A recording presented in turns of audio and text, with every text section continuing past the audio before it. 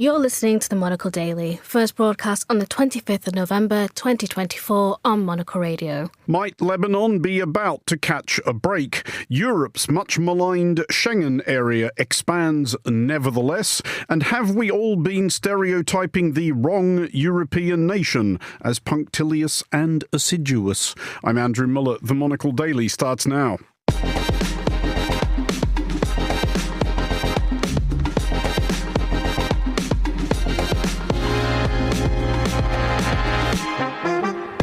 Hello and welcome to the Monocle Daily, coming to you from our studios here at Midori House in London. I'm Andrew Muller.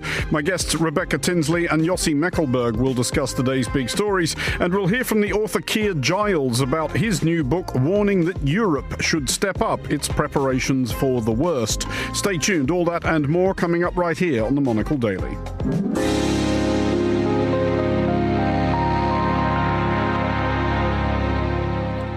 This is the Monocle Daily. I'm Andrew Muller, and I am joined today by Rebecca Tinsley, journalist and human rights campaigner, founder of Network for Africa, and Yossi Mekelberg, senior consulting fellow at the Middle East and North Africa programme at Chatham House. Hello to you both. Hello.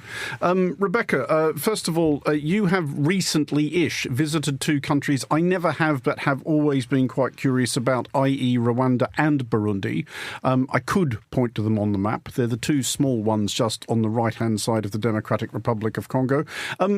What are they actually like for the visitor? How receptive are they? Well, I've been going to Rwanda for every year for the past 20 years because we have projects there. So I have got to know it reasonably well, or as reasonably well as a Muzunga can possibly get to know one of these places.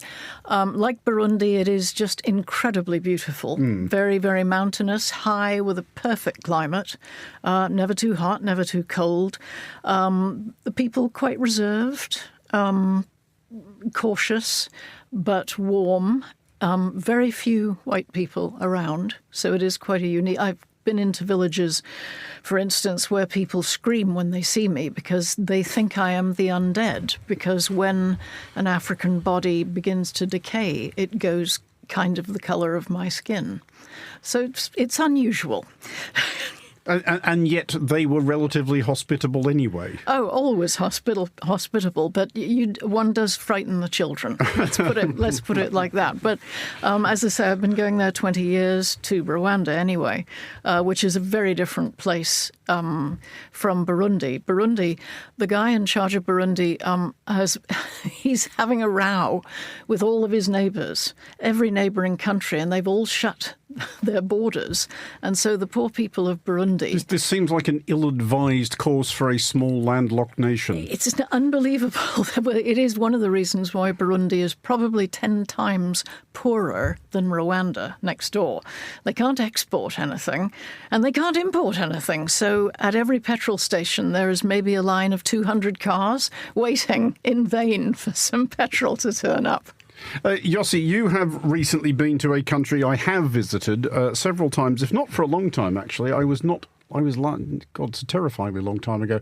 I was last in Jordan on my way in and out of Baghdad circa 2003, I think. But even at the time, Jordan's whole thing was that it was the Middle Eastern country where actually nothing much ever happens, which in the context of the region is high praise. Is that still the case?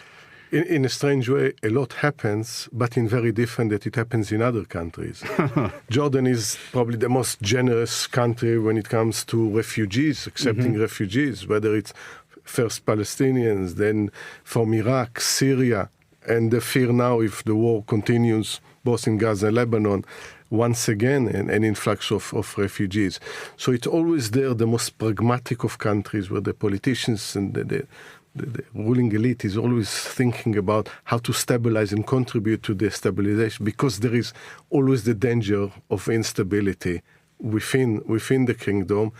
At the same time, for instance, one of the major issues that people don't talk about it is the shortage of water. They have like 1/5 per capita than the average in other countries, so they are building what they call the water conveyor from the Red Sea, where they desalinate it all the way to Amman. So, they have at the same time that all of this happening, and need to look at the rest of the region is fighting, is to try to deal with things like water. Well, the Middle East is where we're starting, and even relatively good news from that region has been in short supply these last 13 months or so. But as we go to air, a ceasefire seems imminent in recent fighting between Israel and the Lebanon-based militia Hezbollah. Israel's cabinet will meet tomorrow to discuss a proposal for a 60-day truce in which both the Israel Defense Forces and Hezbollah will withdraw from southern Lebanon. In theory, Lebanon's own military will step into this vacuum. At least 3,750 people have been killed by Israeli action in Lebanon in recent months, including 29 in an airstrike on Beirut on Saturday. And despite the elimination of much of Hezbollah's command structure, their rockets have kept coming, including 250 or so launched at Israel on Sunday. Yossi, first of all, why might Israel be willing to countenance a ceasefire here when they have not in Gaza? Does Israel think it has made its point to Hezbollah? I think there's two very different cases. At the end of the day, it's almost back to the future. We are going back to 2006. What you need is to re-establish UN Resolution 17, UN Security Resolution 1701. Because what happens between Israel and Lebanon, there is no natural border instead of a river or mountains. To be clear, this was the resolution by which Hezbollah was supposed to have withdrawn north of the Litani River, Correct. but never did. Correct. And that's exactly what. From security point of view, the Litani River makes sense as a security border, while the political border is south of it. So what is they're trying is to create, that was the resolution, create a sort of a buffer zone, the no Hezbollah, no IDF, but UNIFIL and the Lebanese army. As it happened, it didn't work out. And unfortunately, it taken another war. By the way, there are also dozens and dozens of Israelis being killed in this war. So rockets, not only as IDF soldiers. And now they're going back to what they should have done in 2006 and keep the resolution in which this is a buffer zone between the two. But there is also the question, who do you sign an agreement in Lebanon? Who is in power in Lebanon? Israel doesn't negotiate with Hezbollah, but with the other Shiite movements, with Amal and Nabal Berri. So the question, and can they enforce it? Can they make sure that Hezbollah, gradually want to move to the border? I mean, Rebecca, it is easy enough to see if this ceasefire comes up, or if this ceasefire takes place, rather, and predictably the more excitable elements of Benjamin Netanyahu's coalition in Israel have already said they don't support it and they won't support it. But it's easy enough to see how, if the shooting stops now, Israel could spin its incursion into Lebanon as a win, that they could say, we have enforced UN Security Council 1701, even if nobody else would. Since 2006, we have pushed Hezbollah out of southern Lebanon. It may be possible for Israeli citizens who live in the north of Israel, of whom tens of thousands have had to be evacuated, to go back home again. Could Hezbollah conceivably spin this as a win or not? It's pretty hard to see, isn't it? Given the number of their leaders who have been killed or are out of action. I also think it is optimistic to imagine people returning to live in the north of Israel under these circumstances, because, as Yossi says, who is signing on to this agreement? And also, I don't know, when I have been, obviously, any of us who've been to Lebanon want desperately for this to work. It is the most beautiful country that these people have suffered so horribly. But as one looks at this, you sort of wonder if the rest of the world has just got sort of used to the violence in Gaza, the normalization, and now it's happening in Lebanon. Now we really do have to do something about it. And they're sort of ignoring the fact that incrementally terrible things are happening in the West Bank now as well. I hate to sound like a downer, but this really is miserable, and we should not be celebrating yet. Well, indeed not. And you're not wrong to point out that grounds for optimism have been few and far between over the last 13 months. But on the subject of Hezbollah, Yossi, it's not clear the extent to which they are involved in this process at all, but do we yet understand how reduced they are? We know that their long-serving Secretary-General, Hassan Nasrallah, is dead and that his deputy, Naim Qassem, is theoretically in charge now, though a much less charismatic figure. We know that a lot of their high command are dead and that a lot of their second-tier leadership were wiped out by exploding mobile phones and pagers before this incursion began. I mean, are they still a significant force? They are still a significant force, but they got, hit quite badly. The main leadership was eliminated, and Israel keep pounding the Dahya area in Beirut. So in this sense, but we can see, for instance, yesterday there were 250 rockets and missiles launched at Israel. So they still maintain their military capability. One might argue, as they move closer to a ceasefire agreement, both sides want to show also that militarily they can hurt each other quite badly. This is quite a common dynamic in conflict, though, that fighting accelerates when a ceasefire is looming. Which sounds counterintuitive, but it's exactly what happens. We will sign, but we can still fire and we can still hurt you. But I think the Hezbollah, in this sense, is more desperate for a ceasefire. How it's going to pan out in Lebanese politics, this is a good question.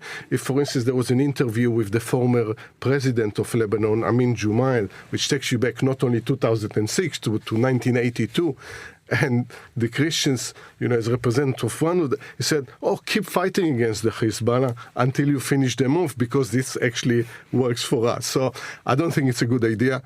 I think the ceasefire makes a lot of sense, but as Becky says, the end of the day, what really needed is not only ceasefire there, but we have to go back and discussing ceasefire in Gaza. The situation there is deteriorating. It's not only now, as a result, the fighting directly, people killed fighting, is the humanitarian disaster there for so many, and there is not enough humanitarian aid. So we need to go and look at Gaza and not say, it's been solved in the north. Let's just forget about Gaza. I mean, just a final quick thought on this, Rebecca, and this is an attempt to try and scare up some optimism here. There are obvious difficulties with trying to get aid, let alone anything like the reconstruction effort that will be necessary in Gaza to Gaza, because that is entirely in the gift of Israel, which at the moment does not seem minded to allow anybody to help. With Lebanon, that's not going to be as much of a problem. One presumes, hopes, assumes, etc., that Lebanon's government, such as it is, would be receptive to outside offers of help. Is this somewhere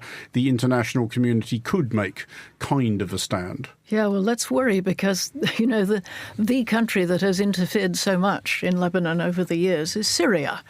And that didn't go very well, did it? No, they got chased out of there in about 2003, right after they blew up Rafik Hariri. Right, but where did all of those Lebanese from the south of Lebanon go to? They fled to Syria, and I think we'd be naive if we thought Syria and Iran didn't still have a lot of interest in Lebanon. And as Yossi says, the political situation there is a mess. They haven't got a leader, have they? I mean, it's just a catastrophe.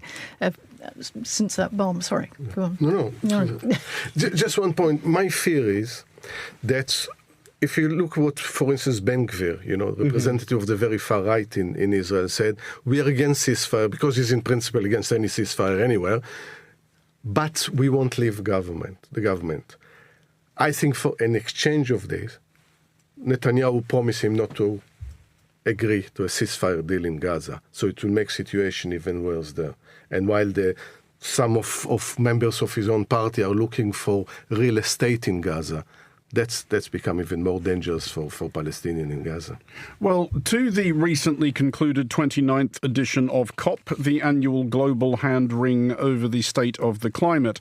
A deal was actually done, though not without an amount of harumphing and indeed at one point outstorming, as representatives of dozens of small countries flounced in irritation at the amount on offer in climate mitigation funding.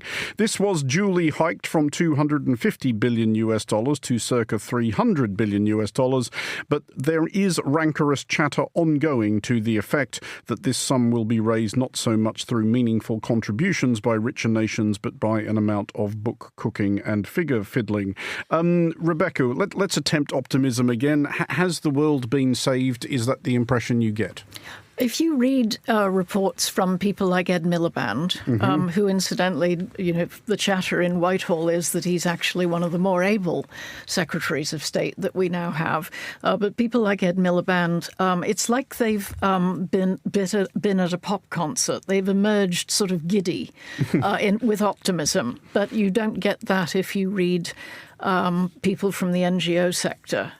Who take a rather dimmer view. And I have to say there are reasons for them to be rather pessimistic. For instance, the language used in the agreement, money will be mobilized rather than provided. Or indeed, developing countries will take the lead.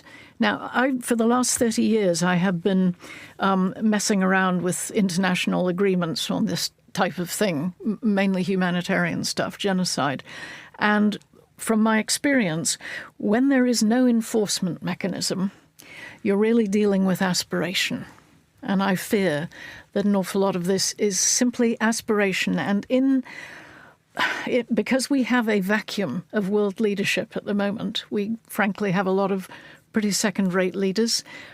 What this requires for this to actually move from being aspiration to being real is leadership. It is countries like America saying, we take this seriously and we're going to make it real rather than, if you look at the language they're using, it's all very slippy. Well, on which subject, Yossi, 2 months from now, the United States will, of course, be led once again by somebody who doesn't take this stuff seriously in the slightest. If we have to assume that the United States has checked out of this process for the next 4 years at least, how much, to what extent in this particular area does the world rely on American leadership? Well, it's one of the major industrial countries, so you have to be taken seriously. But it's not only Trump himself. He surrounds himself with people that are climate skeptics. So this is the kind of going to be the language is skeptical about all the COP process. So there is real danger. Now, there is good reasons to be skeptical about the COP process because it hasn't produced what we expected it to produce. But at least there is some agreements here and there. Again, for us, probably to know what does it mean 300 billion a year compared to 1.3 trillion. We know it's much more, but how it translates to actually manage to create compliance to the Paris Agreement and 1.5 degrees Celsius above the industrial. But now we are talking about 2.7 degrees. So we're almost giving up on the Paris Agreement. And this is not enough money probably to achieve any of that. With the United States, who is the second biggest emitter of greenhouse gas, that probably will get even worse. But here is also the opportunity. China is willing to enter into this. And this creates some opportunity. Is it going to work? Time will tell. On the subject of America, though, there are sort of little glimmers of hope. There are so many Democrats running so many states or cities who are so angry about Trump that they are going to continue with their own environmental policies. Like, for instance, today, Gavin Newsom, the governor of California, has announced that he is going to give electronic vehicle rebates. He's going to continue. There are cities all over America where they are determined that they are on this path to a cleaner future, greener future, and they are going to go ahead, whether you have Trump in the White House or not. And the other good news is that an awful lot of businesses in the States, they set out on this path to clean up their act. They're not going to go back because, apart from anything else, they'd like to be able to sell some of their products overseas where there are higher standards. So I think the train has left the station, if one might. People forget, but you see, if you look at global green economy, it was worth $7.2 trillion this year, and the growth is more than close to 14%. So there is a great opportunity there, but we have kind of to push forces there, the one that want the kind of the old energy, the industry, and they want to keep going because countries like Azerbaijan, for example. Yeah, that's a good reason to have the COP29 in a country like that. And then you have those who actually see the great opportunity. And if you include the developing world into that, there are great opportunities there because it's massive. But those forces are going to fight with one another for some time. Well, let's look now at Europe and the idea of expanding Europe's passport-free travel zone, known as the Schengen area, may seem like a relic of a somewhat more utopian age. Before the European Union had been compelled by irritated voters to reckon with the idea that unmitigated, unchecked migration is not actually a tremendously popular idea. Nevertheless, Schengen is to enlarge after Austria ditched its hitherto obstinate objections to Romania and Bulgaria joining. From January 1st, in theory, it should be possible to travel overland from Lisbon to Constanta, from Tromsø to Thessaloniki via Bulgaria, I checked, without anyone asking for your papers. Rebecca, basically, is this good? Oh, yes, I think so. There will be naysayers who say, oh, what about security on the border?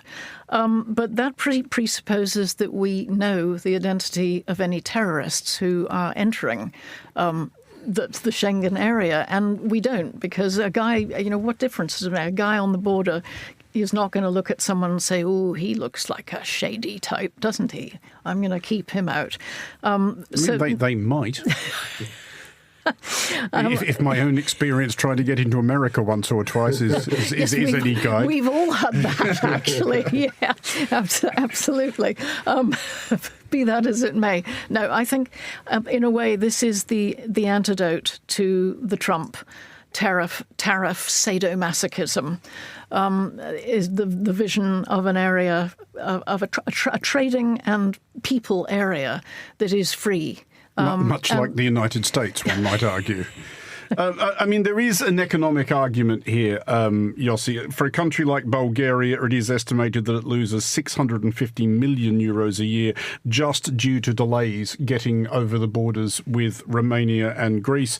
And obviously, the amounts of money that used to get lost to people sitting in trucks queuing at borders all over Europe can only be wondered at. But as we have learnt in recent years, the economic arguments for migration and for free travel, which are unarguable, don't always impress voters. The economic argument doesn't always win, does it?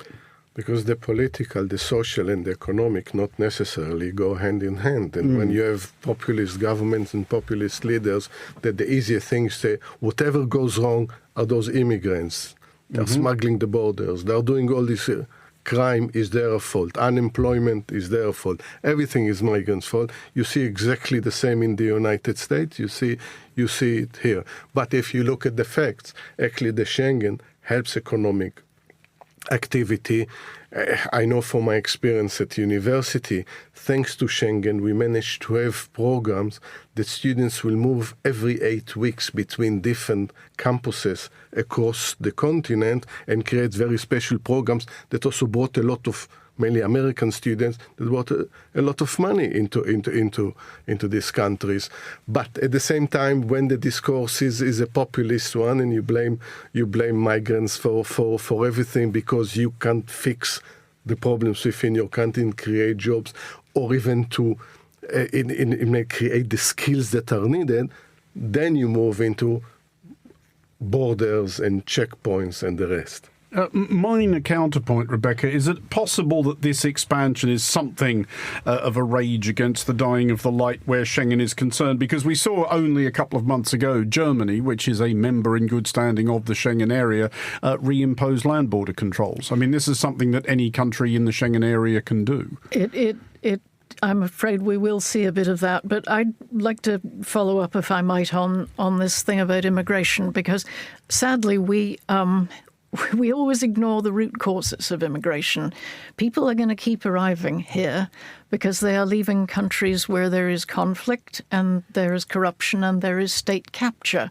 And until we have a political elite of our own who are prepared to look at the root causes of this immigration, it is only going to increase. I look at the country that I look at all the time, Sudan. something like sort of 60% of the people waiting at Calais to get on small boats to come to Britain are from Sudan. Now, why is that? Because there's a war going on there. If only we had politicians who were prepared to use the soft power and the sanctions that really are there in their hands.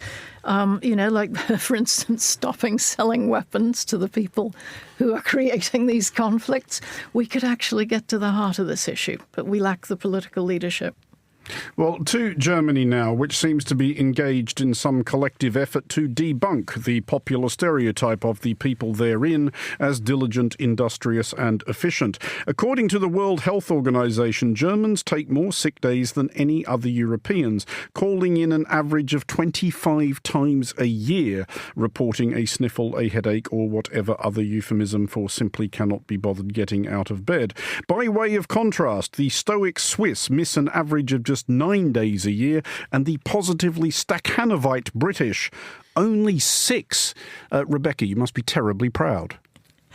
No, I think they all ought to get with the programme and have more fun. I like to think that there are fewer people now in Europe who believe this religious claptrap about there being a reward in heaven for all this good behaviour. And I think, I really just hope more people are thinking, I want to live, and are rejecting this sort of American glorification of work, which is really just part of a capitalist plot.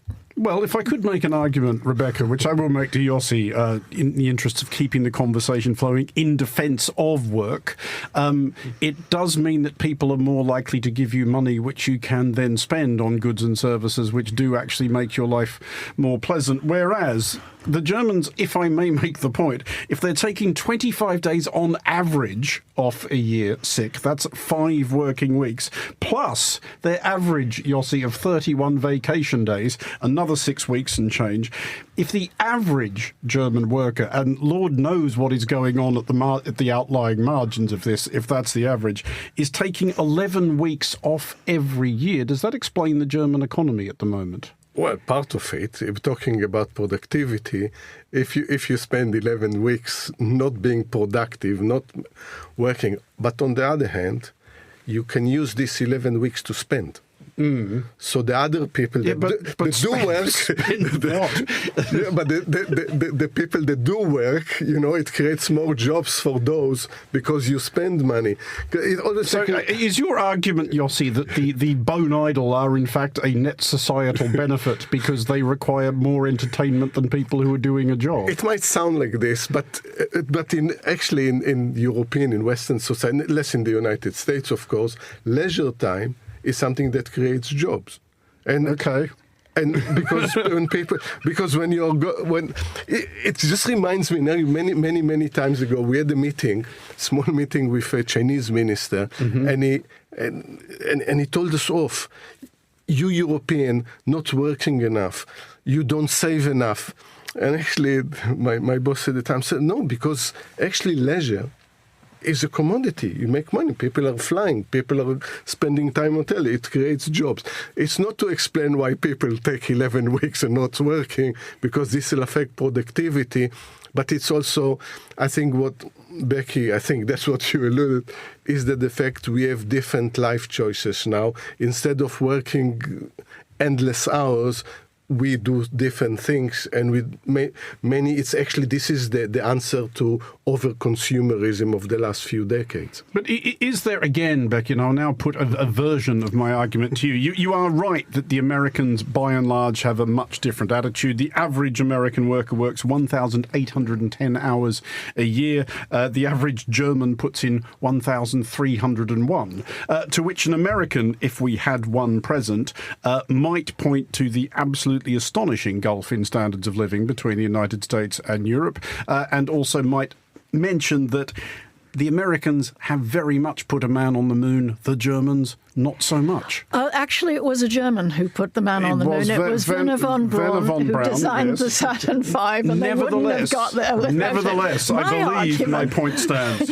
I don't think so. My argument would be that when a German does bother to turn up to work, he or she is so much more productive and produces something of a much higher quality.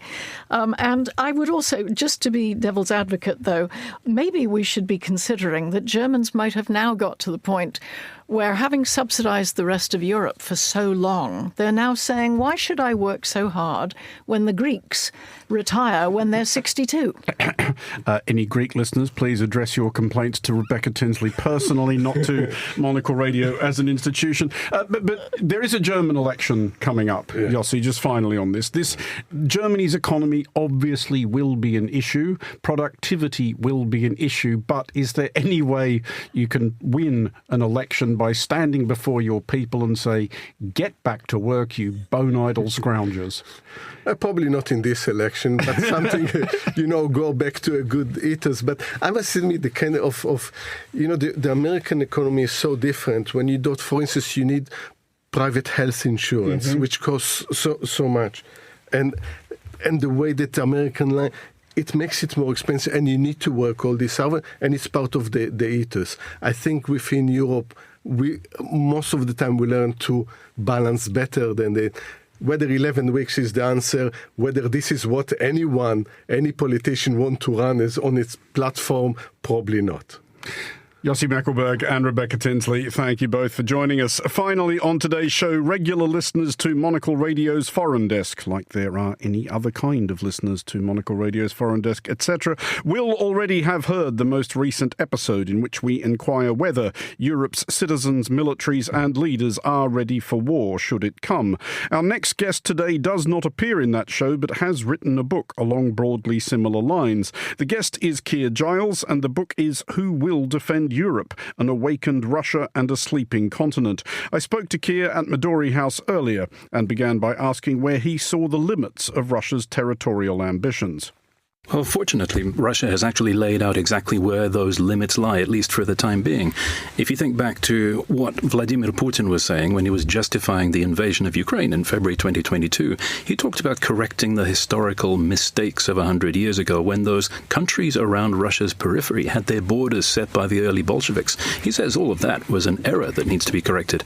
Now, the problem is that affects not just Ukraine, but also countries that are full-fledged members of the EU and NATO as well, but were formerly part of the Russian Empire. And that's really what Putin is talking about getting back to, a situation where these countries are under Moscow's control by one means or another. I mean, I've noticed myself talking to current and former politicians from those states, I guess those former Warsaw Pact states, those former Soviet states in the Baltics and Eastern Europe, that they're under few illusions, and their analysis, I think, is broadly congruent with yours. But when you think about the leaders of European states further west, to whom I think your warning is mostly directed, do they actually not get it, or do they not want to get it? Well, they do seem to get it. At least there's this surprising unanimity now across Europe. You hear everybody talking about the fact that Russia's next target will be a NATO state. The difference is in what people are actually doing about it. Those frontline states that you talked about, they recognize just what an existential threat this is, and so they are urgently rearming, remilitarizing, stepping up their defenses. But the further away you get from Russia, the less of a problem it's perceived as. People think that distance lends protection, despite the fact that if Russia does launch an attack on NATO, we're all in trouble. I mean, so if, say, the leader of a nominal European state, and let's say, for example, it might be this one, read your book and thought, my God, he's absolutely right, how profoundly would life in a country like that start to change for ordinary citizens? The problem is it's going to change for all of us, whether or not the investment is made. If the investment is made, it means a big rethink of government spending priorities to actually preserving the country as opposed to tinkering around the edges of what's been funded so far. If we don't do that, then lives are going to change very much more, because it's going to be a far more expensive process fighting a war than actually deterring one in the first place. I mean, this, I guess, is always the difficulty with military spending. It's quite hard to persuade voters of the wisdom of that, and I think it is a military adage that it's better to have something and not need it than need it and not have it. Nonetheless, do you see anybody even trying to make that case at the moment, or at least tiptoeing around trying to make that case. Certainly you do. Under the previous government, there was no doubt at all about the nature of the threat and how urgent it was. The problem now is we have a new government that has punted the question further down the track with a strategic defense review to try to figure out what the most urgent threats are. Trouble is that pushes any increase in funding or remilitarization or even just fixing the basic problems with the UK's armed forces that everybody knows about at least a year further away. And that's at a time when every week counts. I mean, do you see this conflict, a conflict involving Russia and NATO directly rather than NATO and Russia at barely one remove, which is sort of what we have now, as necessarily inevitable? Can those territorial ambitions of Putin be put back in their box? Well, the whole point about what I'm urging in the book is trying to put them back in the box, making it less inevitable by putting in place reasonable deterrents to try to persuade Putin that actually he will not get away with it.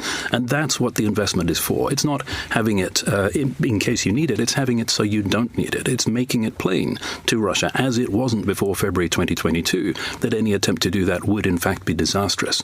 The problem is the longer we put that decision off, the more clear it becomes to Putin that we're not taking defense seriously. But if we think about the prospect of Europe looking after itself and, having to do exactly that without being able to rely on the United States sending the cavalry over the hill in the final reel, if there's a reason why Europe can't do that already, is that down to ability or will? Because when you look at Europe, you see two nuclear-armed powers in the United Kingdom and France. You see some extremely hefty militaries, and certainly as a combined force, you would think that would be sufficient to make anybody at least think twice. Or is your concern more that Russia, and it's not hard to imagine the nightmare scenario, that it bites off a chunk of Estonia and Latvia and then sits back to see how serious NATO is? That's exactly the scenario that's now become fashionable again, the so-called fait accompli scenario, where Russia challenges Europe, challenges NATO by doing something that ought to provoke a unified response and then doesn't get that response because it's already established this situation where some European countries are not going to back it up. But the problem is deeper than that. It is not just the compared militaries of both sides, but the compared economies, the societies, the populations. If you look at the enormous mismatch in scale between the economies of, for example, Russia and Europe, there ought to be no doubt as to who would win a long-term contest. But the problem is, like so much else, it's not the size of your GDP, it's what you actually do with it. And Russia has militarized its economy, which means it is far more ready to undertake an attack of this kind than Europe is to receive it because it's still working on peacetime principles. Well, there's a number of questions that hang over all of this, and one of them which does hang over it, and it's possibly a somewhat naive one, but I'm going to ask it anyway, which is, why is Russia still like this? Why does Russia wish to acquire more territory than it already has? It is the biggest country on earth, and it's actually quite a drop-off to second place. And it's also not like the only European or European adjacent power which was once an empire. But even though the people of Austria have elected some pretty rum coves pretty recently, none of them are talking about restoring the Habsburg throne. Any Lithuanian politician who said we must reassemble the Grand Duchy would be carted off to a facility of some sort. Why won't Russia get over it? The problem is Russia simply hasn't had that process that all those other states have gone through after the end of empire, of recognizing that it's a former great power. The fall of the Soviet Union in 1991 is now seen as a mistake, an aberration, a geopolitical catastrophe, as Putin calls it, as opposed to something which would actually cause Russia to rethink its place in the world and realize that it doesn't have the right to an empire which takes over half of Europe. Is Russia going to reach that point by itself, though, or does it need to learn this the hard way? The hard way is the only way that any former empire has learned it. Russia hasn't been to that point yet, but even after that, it takes generations for societal attitudes to change. Let's not forget this is not just Putin. There's a slide that I use when talking to defense audiences in the UK and NATO, a children's wall map that's on sale in Moscow. It's called Karta Nashei Rodiny, a map of our motherland. And the interesting thing about it is it's completely unrecognizable from what we think of as political maps of Russia. It's not a map of Russia, it's a map of the old Russian Empire. That's what so many people there think of as the motherland that they're entitled to. And that was Keir Giles speaking to me earlier. His new book is Who Will Defend Europe? An Awakened Russia and a Sleeping Continent. That's all for this edition of the Monocle Daily. Thanks to our panellists today, Rebecca Tinsley and Yossi Mekelberg. The show was produced by Chris Chermak and researched by Maisie Ringer. Our sound engineer was Elliot Greenfield. I'm Andrew Muller here in London. The Daily returns at the same time tomorrow. Thanks for listening.